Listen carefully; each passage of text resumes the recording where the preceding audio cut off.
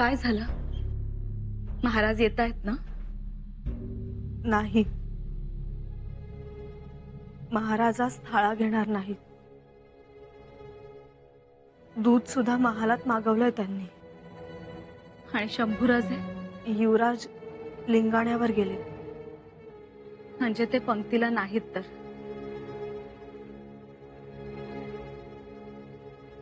थोरल्याबाई साहेब, आपण बोलावता का महाराजांना?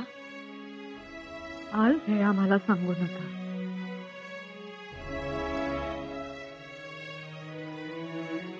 राणूबाई, आपण तरी जाऊन येता.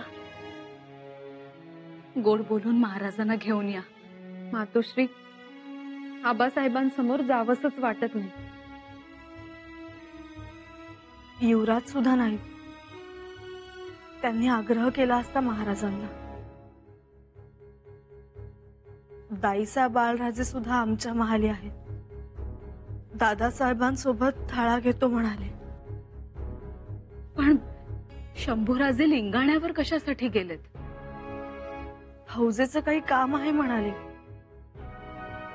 आणि येतील आता.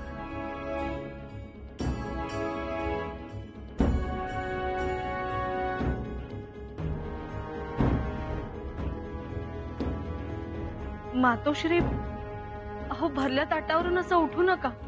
मातोश्री, ऐका ना आमचं. माफ करा सूनबाई, पण आमचं मन होत नाही.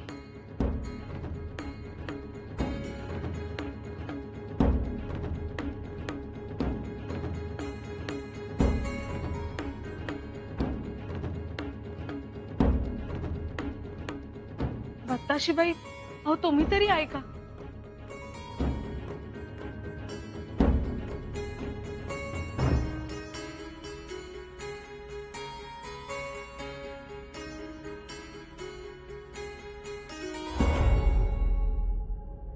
या सगळ्या गोष्टींची कल्पनाच कधी केली नव्हती. भाऊबंदकीचा हा गुंता आमच्या समोर असा कधी छुप्या गनिमासारखा येईल असं वाटलं नव्हतं. सोयरा राणी साहेब आज खूप चुकल्या, पण यामागे बोलविता धनी कोणी दुसरेच आहेत. मुळातच हे विचार सोयरा राणी साहेबांचे नाहीत. यात गोम आहे.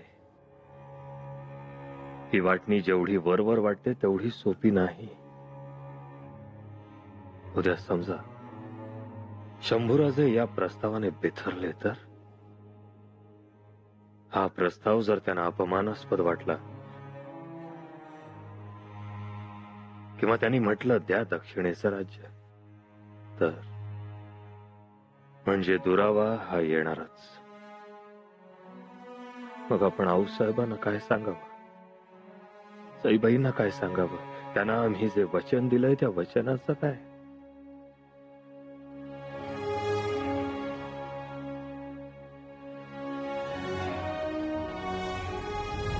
आमच्या वात्सल्याची भूक तुमच्या स्पर्शानं भरून काढतात. त्यांच्याच बाबतीत हर एक गोष्ट उलटी घडावी ह्याचं खूप वाईट वाटतं. शंभूराजेंना जिंकला जाणारा दक्षिणेचा प्रदेश द्यावा आणि आमच्या बाळराजेंना हे स्वराज्य द्यावं. सोयरा राणी साहेबांची मोठी चूक. हे तर शंभूराजेंना वनवासात पाठवल्यासारखं होईल.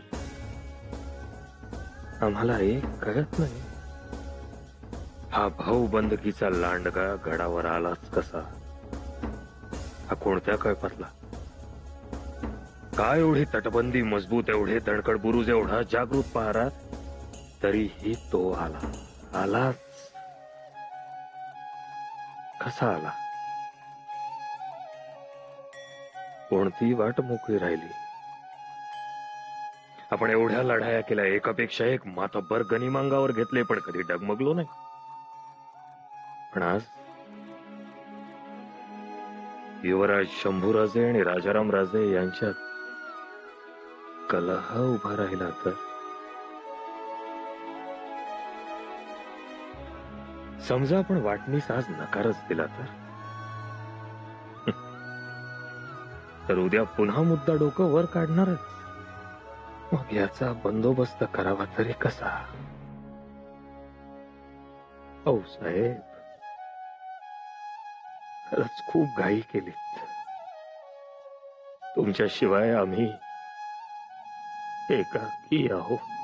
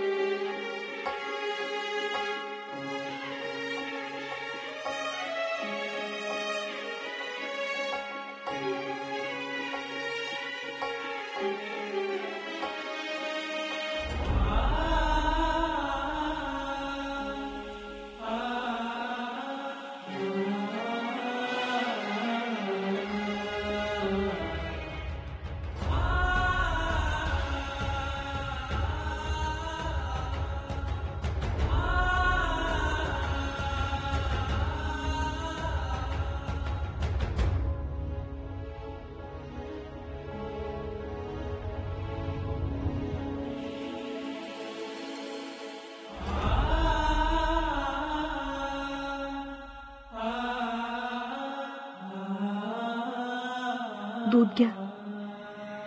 आज दिवसभर काही खाल्लं नाही. नकोय आज दूध आम्हाला.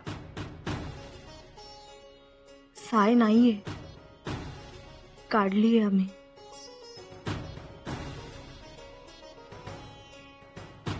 खरंच नको.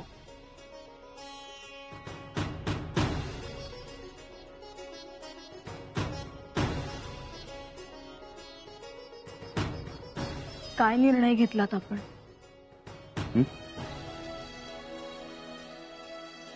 येसू काही सुचत नाहीये आम्हाला. आबासाहेबांनी हा काय विचार मांडलाय? भांबावून गेलो आहोत आम्ही. भांबावून जाऊ नका युवराज. आबासाहेब कधीच काही चुकीचं करणार नाही. या वाटणीच्या प्रस्तावामागे नक्कीच काहीतरी ठोस विचार असणार. आम्हाला नाही वाटत तसं. येसू आबासाहेबांनी जेव्हा हा वाटणीचा प्रस्ताव समोर ठेवला ना,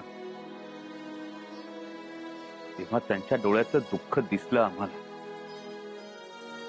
आबासाहेबांना नक्कीच याचा त्रास झाला असणार. नाही हो, म्हणजे आम्हाला तरी तसं नाही वाटत. तसंच आहे येसू. आबासाहेब आज थाळ्यालाही आले नाही. आबासाहेब जेवले नाहीत याचा अर्थ वाटणीचा विचार आबासाहेबांना आनंद देणारा नाही. तरीही आबासाहेबांनी हा विचार मांडला. हो ना युवराज, तुम्ही काय ठरवलंय वाटणीबद्दल? तुम्हाला काय वाटतं? वाटणी येसू, वाटणी ही गोष्टच मुळात वाईट. आम्हाला नेहमी वाटतं वाटणी म्हणजे गनिमांची टोळी, दोन्ही हातात दुधारी तलवारी घेऊन घरात शिरणारी, मन छाटणारी, भावना कापणारी, नाती चिरणारी, जिव्हाळ्याचं मस्तक तोडणारी टोळी. येसू, पोटच्या आणि पाठच्यांना पाण्यात पाहायला लावणारी गोष्ट म्हणजे वाटणी. युवराज, हस्त खेळतं घर मोडून पडतो या वाटणीमुळे. येसू, ज्या क्षणी ही वाटणी घरात येते ना, त्या क्षणी घरातला आपलेपणा, एकोपा घराबाहेर जातो.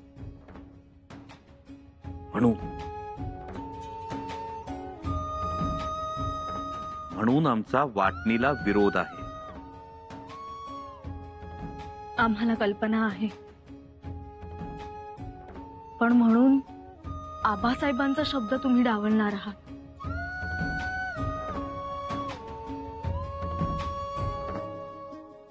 येसू, आबासाहेबांचा शब्द डावललाय आम्ही कधी? पण तरी एकदा बोलू आम्ही त्यांच्याशी, विनंती करू.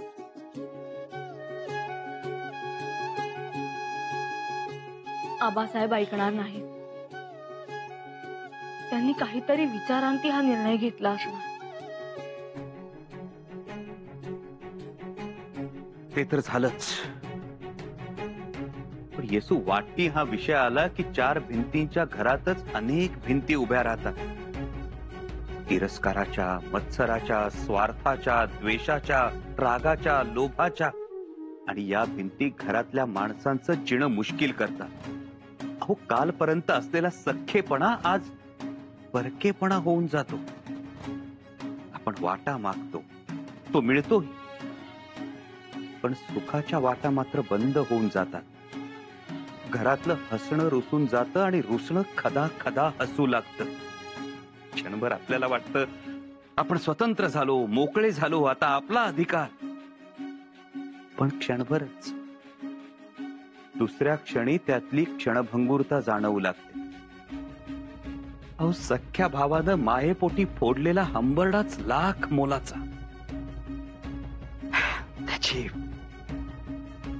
त्याची तुलना नाही. खरंच हो. येसू असं म्हणतात की जाळाशिवाय कड नाही आणि मायेशिवाय रड नाही. म्हणून माया महत्वाची. आणि स्वराज्यात तर आऊसाहेबांनी आबांच्या साथीनं सोन्याच्या नांगरानं माया भुसभुशीत करून घेतली. का तर एकोपा वाढण्यासाठी. आणि म्हणून स्वराज्यासाठी वाटणी भयंकर, ती भलेपणाची नाही. तुम्ही म्हणताय ते सगळं पटतंय आम्हाला, पण मग तरीही आबासाहेबांच्या मनात हा विचार आला कसा? तेच तर समजत नाहीये येसू. मोहिमेची जवळपास संपूर्ण तयारी झाली होती. घोडी जीन कसून तयार होती. फौजा जाण्यासाठी आतुर होते आणि अचानक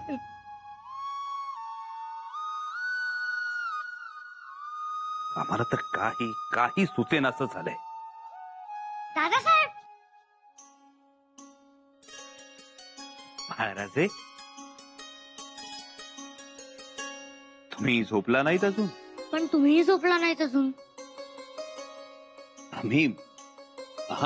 आम्ही मोठे आहोत ना. तुम्ही तर लहान आहात. लहानांनी लवकर झोपायला पाहिजे. झोपणार होतो, पण गडावर सगळीकडे वाटणीवरच बोलतायत सगळे. तुम्ही नका लक्ष देऊ. हं? या.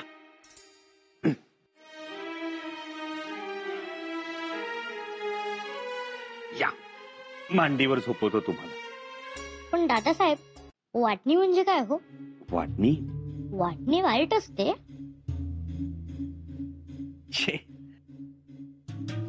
तुम्हाला कोणी सांगितलं वाटणी वाईट असते म्हणून? महाराजे, वाटणी चांगली असते. चांगली असते ना? आता हेच बघा ना, ज्ञान वाटणं चांगलंच असतं ना. ज्ञान वाटलं की वाढतं. एवढंच काय, पण सुख प्रसारणात लोके निश्चयम सुख वर्धते. दुःखम तु गोपनीयत्वम स्वल्पम भवती सर्वदा. खरंच हो. सुख वर्धते आणि दुःख स्वल्प होते. बघितलं? सुख वाटल्यानं वाढतं आणि दुःख वाटल्यानं कमी होतं ना. आता प्रेम वाटलं की वाढतं, माया वाटली की वाढते. आपल्याकडे तर एक गोष्ट आहे की एक तीळ 7 भावंडांनी वाटून खाल्ला. एक तीळ? म्हणून वाटून खाण्यात आनंद असतो बाळराजे. फक्त आपल्याला चांगुलपणा वाटता आला पाहिजे. स्वतःला वाटता आलं पाहिजे. आबासाहेबांनी काय केलं? त्यांनी स्वतःला वाटलंच ना. म्हणजे महाराजे, आपल्या आबासाहेबांनी त्यांचं आयुष्य रयतेला वाटलं. शक्ती वाटली, हिम्मत वाटली, विचार वाटले, एक एक महत्वाचा क्षण वाटला. आणि आऊसाहेबांनी तरी दुसरं काय केलं? त्यांनी त्यांची जिद्द, चिकाटी, निर्भयता सारं रयतेला वाटलं. आणि म्हणून रयतेच्या मनात आत्मसन्मानाचा रायगड उभा राहिला. हा आपला रायगड त्यामुळेच उभा आहे?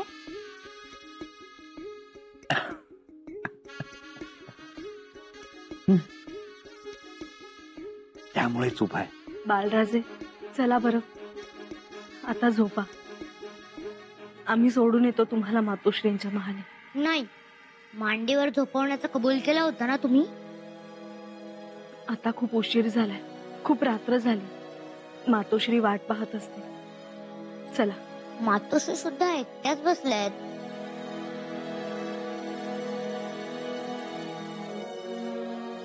या. हा खूप लाड होतोय हा तुमचा. तुमचा नाही होत का लाड? बाळराजे बघा युवराज, आता आम्ही अंगाई ऐकल्याशिवाय झोपणार नाही. म्हणा अंगाई.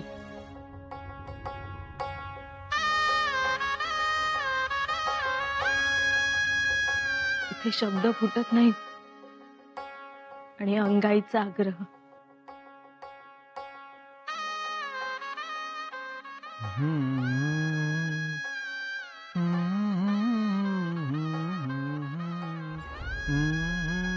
आता ही अंगाई तुम्ही आम्हाला वाटलीत ना.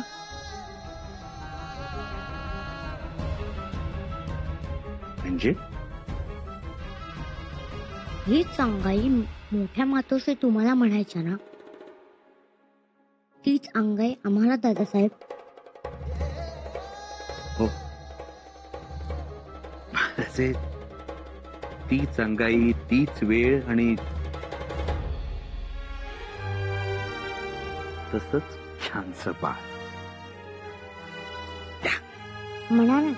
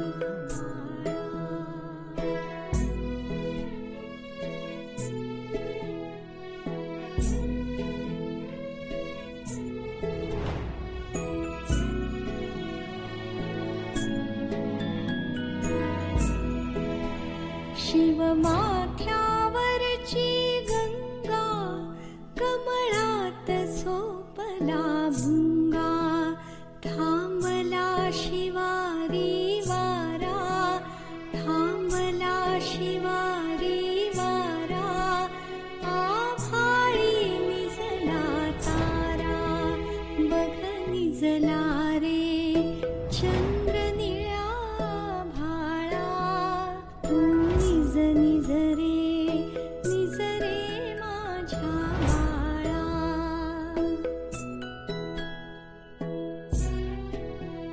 तू मिटून घे रे नेत्र बघ कितीही झाली रात्र पंखात तुला मी घेते गहिवरली ममता देते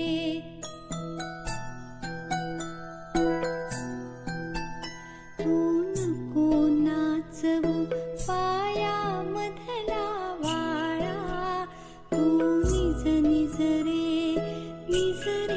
माझ्या बाळा